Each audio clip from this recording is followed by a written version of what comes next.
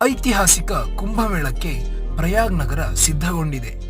144 ವರ್ಷಗಳ ನಂತರ ನಡೆಯುತ್ತಿರುವ ಅತ್ಯಂತ ಅಪರೂಪದ ಕುಂಭಮೇಳ ಇದಾಗಿದ್ದು, ಈ ಕಾರಣದಿಂದ ಇದನ್ನು ಮಹಾ ಕುಂಭಮೇಳ ಎಂದು ಕರೆಯಲಾಗುತ್ತದೆ. 4 ಗ್ರಹಗಳ ಅಪರೂಪದ ಸಂಯೋಜನೆಯಾಗುತ್ತಿರುವ ಹಿನ್ನೆಲೆಯಲ್ಲಿ 144 ವರ್ಷಗಳ ಬಳಿಕ ಈ ಕುಂಭಮೇಳ ನಡೆಯುತ್ತಿದೆ. ಈ ಬಾರಿ ನಡೆಯುತ್ತಿರುವ ಕುಂಭಮೇಳದಲ್ಲಿ ಸುಮಾರು 45 ಕೋಟಿಗೂ ಅಧಿಕ ಮಂದಿ ಪುಣ್ಯಸ್ನಾನ ಮಾಡುವ ನಿರೀಕ್ಷೆ ಇದೆ.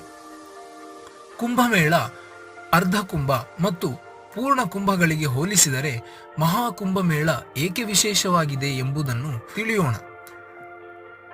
ಕುಂಭಮೇಳ ವಿಶ್ವದ ಅತಿದೊಡ್ಡ ಧಾರ್ಮಿಕ ಮತ್ತು ಸಾಂಸ್ಕೃತಿಕ ಸಭೆಯಾಗಿದ್ದು, ಇದನ್ನು ಪ್ರತಿ 12 ವರ್ಷಗಳಿಗೊಮ್ಮೆ ಭಾರತದ 4 ಪವಿತ್ರ ಸ್ಥಳಗಳಲ್ಲಿ ಒಂದಾದ ಪ್ರಯಾಗ್ರಾಜ್, ಹರಿದ್ವಾರ, ಉಜ್ಜಯಿನಿ ಅಥವಾ ನಾಸಿಕ್ನಲ್ಲಿ ನಡೆಸಲಾಗುತ್ತದೆ. ಈ ವರ್ಷ ಉತ್ತರ ಪ್ರದೇಶದ ಪ್ರಯಾಗ್ರಾಜ್ನಲ್ಲಿ ಕುಂಭಮೇಳ ನಡೆಯುತ್ತಿದೆ. ಗಂಗಾ, ಯಮುನಾ ಮತ್ತು ಪೌರಾಣಿಕ ಸರಸ್ವತಿ ನದಿ ಸಂಗಮವಾದ ತ್ರಿವೇಣಿ ಸಂಗಮದಲ್ಲಿ ಸ್ನಾನ ಮಾಡಲು ಪ್ರಪಂಚದಾದ್ಯಂತ ಲಕ್ಷಾಂತರ ಭಕ್ತರು ಈ ಪವಿತ್ರ ಕಾರ್ಯಕ್ರಮದಲ್ಲಿ ಭಾಗವಹಿಸಲು ಆಗಮಿಸುತ್ತಿದ್ದಾರೆ. ಪವಿತ್ರ ನದಿಯಲ್ಲಿ ಸ್ನಾನ ಮಾಡುವುದರಿಂದ ಪಾಪಗಳು ಕಳೆದು ಮೋಕ್ಷ ಸಿಗುತ್ತದೆ ಎಂದು ನಂಬಲಾಗಿದೆ. 44 ದಿನಗಳ ಕಾಲ ನಡೆಯುವ ಮಹಾಕುಂಭಮೇಳ 2025 ಜನವರಿ 13ರಂದು ಮಕರ ಸಂಕ್ರಾಂತಿಯಿಂದ ಪ್ರಾರಂಭವಾಗಿ ಫೆಬ್ರವರಿ 26ರಂದು ಮಹಾಶಿವರಾತ್ರಿಯಂದು ಮುಕ್ತಾಯಗೊಳ್ಳುತ್ತದೆ. ಕುಂಭಮೇಳದಲ್ಲಿ 4 ವಿಧ: ಕುಂಭಮೇಳ, ಅರ್ಧ ಕುಂಭಮೇಳ, ಪೂರ್ಣ ಕುಂಭಮೇಳ, ಮಹಾಕುಂಭಮೇಳ. ಪವಿತ್ರ ನದಿಗಳು ಸಂಗಮವಾಗುವ ಪ್ರದೇಶದಲ್ಲಿ ಕುಂಭಮೇಳ ನಡೆಯುತ್ತವೆ. ಹರಿದ್ವಾರದ ಗಂಗಾ ನದಿಯ ದಡದಲ್ಲಿ, ಉಜ್ಜಯಿನಿಯ ಶಿಪ್ರಾ ದಡದಲ್ಲಿ, ಮಹಾರಾಷ್ಟ್ರದ ಗೋದಾವರಿ ದಡದಲ್ಲಿ, ಪ್ರಯಾಗ್ರಾಜ್ನ ಗಂಗಾ ನದಿ ದಡದಲ್ಲಿ, ಯಮುನಾ ನದಿ ದಡದಲ್ಲಿ ಮತ್ತು ಸರಸ್ವತಿ ಸಂಗಮ ಕುಂಭಮೇಳಗಳು ನಡೆಯುವುದು ವಾಡಿಕೆ. ಕುಂಭಮೇಳಗಳ ನಡುವಿನ ವ್ಯತ್ಯಾಸವೇನು? ಕುಂಭಮೇಳ ಇದು ಪ್ರತಿ 4 ವರ್ಷಗಳಿಗೊಮ್ಮೆ ಸಂಭವಿಸುತ್ತದೆ. ಇದು 4 ಸ್ಥಳಗಳಾದ ಹರಿದ್ವಾರ, ಪ್ರಯಾಗ್ರಾಜ್, ಉಜ್ಜಯಿನಿ ಮತ್ತು ನಾಸಿಕ್ಗಳ ಪೈಕಿ ಒಂದು ನಗರದಲ್ಲಿ ನಡೆಯುತ್ತದೆ.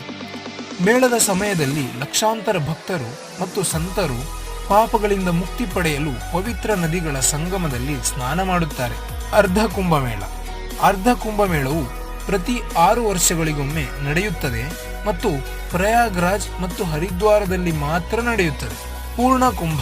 12 ವರ್ಷಗಳಿಗೊಮ್ಮೆ ಪೂರ್ಣ ಕುಂಭಮೇಳ ನಡೆಯುತ್ತದೆ. ಇದು ಪ್ರಯಾಗ್ರಾಜ್ನ ಸಂಗಮ ದಡದಲ್ಲಿ ನಡೆಯುತ್ತದೆ. ಪ್ರಯಾಗ್ರಾಜ್ನಲ್ಲಿ ನಡೆಯುವ ಕುಂಭವು ವಿಶೇಷ ಮಹತ್ವವನ್ನು ಹೊಂದಿದೆ, ಏಕೆಂದರೆ ಗ್ರಹಗಳ ಶುಭ ಜೋಡಣೆಯ ಆಧಾರದ ಮೇಲೆ ಕುಂಭಮೇಳದ ದಿನಾಂಕವನ್ನು ನಿರ್ಧರಿಸಲಾಗುತ್ತದೆ. ಈ ಅವಧಿಯಲ್ಲಿ ಲಕ್ಷಾಂತರ ಹಿಂದೂಗಳು ಸಾಹಿ ಸ್ನಾನ ಮಾಡಲಿದ್ದಾರೆ. ಮಹಾಕುಂಭ. 12 ಪೂರ್ಣ ಕುಂಭಮೇಳಗಳ ನಂತರ 144 ವರ್ಷಗಳಿಗೊಮ್ಮೆ ಮಹಾಕುಂಭಮೇಳ ನಡೆಯುತ್ತದೆ. ಈ ಅಪರೂಪದ ಘಟನೆ ಹೆಚ್ಚು ಮಹತ್ವವಿದ್ದು, ಜನರು ಮಹಾಕುಂಭದ ಸಮಯದಲ್ಲಿ ಸ್ನಾನಕ್ಕೆ ವಿಶೇಷ ಪ್ರಾಮುಖ್ಯತೆಯನ್ನು ನೀಡುತ್ತಾರೆ. ಕುಂಭಮೇಳದ ಸಮಯದಲ್ಲಿ ಆನೆಗಳು, ಕುದುರೆಗಳು ಮತ್ತು ರಥಗಳನ್ನು ಒಳಗೊಂಡ ಪೇಶ್ವಾಯಿ ಎಂದು ಕರೆಯಲ್ಪಡುವ ಅಖಾಡಗಳ ಸಾಂಪ್ರದಾಯಿಕ ಮೆರವಣಿಗೆ ನಡೆಯುತ್ತದೆ. ಶಾಹಿ ಸ್ನಾನ ಸಮಯದಲ್ಲಿ ನಾಗಾ ಸಾಧುಗಳು ಹೊಳೆಯುವ ಕತ್ತಿಗಳು ಮತ್ತು ಆಚರಣೆಗಳು ಮತ್ತು ಕುಂಭಮೇಳಕ್ಕೆ ಹಾಜರಾಗಲು ಲಕ್ಷಾಂತರ ಯಾತ್ರಿಕರನ್ನು ಆಕರ್ಷಿಸುವ ಅನೇಕ ಇತರ ಸಾಂಸ್ಕೃತಿಕ ಚಟುವಟಿಕೆಗಳು ಸೇರಿದಂತೆ ಹಲವಾರು ಸಮಾರಂಭಗಳು ನಡೆಯುತ್ತವೆ. ಕುಂಭಮೇಳದ ದಿನಾಂಕವನ್ನು ಹೇಗೆ ನಿರ್ಧರಿಸಲಾಗುತ್ತದೆ? ಕುಂಭಮೇಳದ ಸ್ಥಳ ಮತ್ತು ದಿನಾಂಕವನ್ನು ನಿರ್ಧರಿಸಲು ಜ್ಯೋತಿಷಿಗಳು ಮತ್ತು ವಿವಿಧ ಆಕಾರಗಳ ನಾಯಕರು ಭೇಟಿಯಾಗಿ ಗುರು ಮತ್ತು ಸೂರ್ಯನ ಸ್ಥಾನಗಳನ್ನು ಪರಿಶೀಲಿಸುತ್ತಾರೆ. ಗುರು ಮತ್ತು ಸೂರ್ಯ ಇಬ್ಬರೂ ಹಿಂದೂ ಜ್ಯೋತಿಷ್ಯದಲ್ಲಿ ಪ್ರಮುಖ ಗ್ರಹಗಳಾಗಿವೆ ಮತ್ತು ಕುಂಭಮೇಳದ ಸಮಯ ಮತ್ತು ಸ್ಥಳವನ್ನು ಅವುಗಳ ಸ್ಥಾನಗಳ ಆಧಾರದ ಮೇಲೆ ನಿರ್ಧರಿಸಲಾಗುತ್ತದೆ. ಮಾಘಮೇಳ. ಛೋಟಾ ಕುಂಭ ಎಂದು ಕರೆಯಲ್ಪಡುವ ಮಾಘಮೇಳವನ್ನು ವಾರ್ಷಿಕವಾಗಿ ಮತ್ತು ಪ್ರಯಾಗ್ರಾಜ್ನಲ್ಲಿ ಮಾತ್ರ ನಡೆಸಲಾಗುತ್ತದೆ.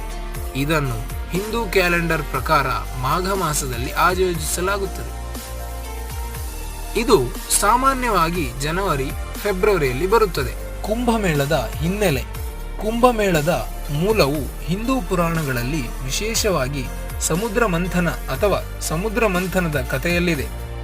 ದೇವತೆಗಳು ಮತ್ತು ಅಸುರರು ಅಮರತ್ವದ ಅಮೃತವಾದ ಅಮೃತವನ್ನು ಪಡೆಯುವ ಪ್ರಯತ್ನದಲ್ಲಿ ಹೇಗೆ ಸೇರಿಕೊಂಡರು ಎಂಬುದನ್ನು ಪ್ರಾಚೀನ ಗ್ರಂಥಗಳು ವಿವರಿಸುತ್ತವೆ. ಮಂಥನವು ಆರಂಭಗೊಂಡ ನಂತರ ಅಮೃತದಿಂದ ತುಂಬಿದ ಕುಂಭ ಹೊರಹೊಮ್ಮಿತು. ರಾಕ್ಷಸರಿಂದ ಅದನ್ನು ರಕ್ಷಿಸಲು ಮೋಹಿನಿಯ ವೇಷದಲ್ಲಿರುವ ಭಗವಾನ್ ವಿಷ್ಣುವು ಮಡಿಕೆಯನ್ನು ಸ್ವಾಧೀನಪಡಿಸಿಕೊಂಡ. ಈ ರೀತಿ ವಶಪಡಿಸಿಕೊಂಡು ಕೊಂಡೊಯ್ಯುತ್ತಿದ್ದಾಗ ತನ್ನ ಪ್ರಯಾಣದ ಸಮಯದಲ್ಲಿ ಅಮೃತದ ಹಲವಾರು ಹನಿಗಳು ಬಿದ್ದ 4 ಸ್ಥಳಗಳೇ ಇಂದಿನ ಪ್ರಯಾಗ್ರಾಜ್, ಹರಿದ್ವಾರ, ಉಜ್ಜಯಿನಿ ಮತ್ತು ನಾಸಿಕ್ ಕ್ಷೇತ್ರಗಳಾಗಿವೆ. ಈ ಸ್ಥಳಗಳು ಪವಿತ್ರ ಸ್ಥಳಗಳಾಗಿ ಪೂಜಿಸಲ್ಪಡುತ್ತಿವೆ. ಅಲ್ಲಿ ಕುಂಭಮೇಳವನ್ನು ಆಚರಿಸಲಾಗುತ್ತದೆ. ಸ್ನೇಹಿತರೆ, ಇದಾಗಿತ್ತು ಇವತ್ತಿನ ವಿಡಿಯೋ.